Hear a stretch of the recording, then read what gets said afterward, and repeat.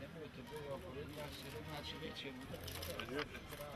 Jeste ili sa šoferom svirali? Da. Ti si tad tek bio početnik, kad smo mi završavali. Da, sam bio bio. Šta priča na engleskom?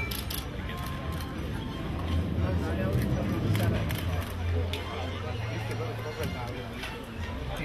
Onda smo ošli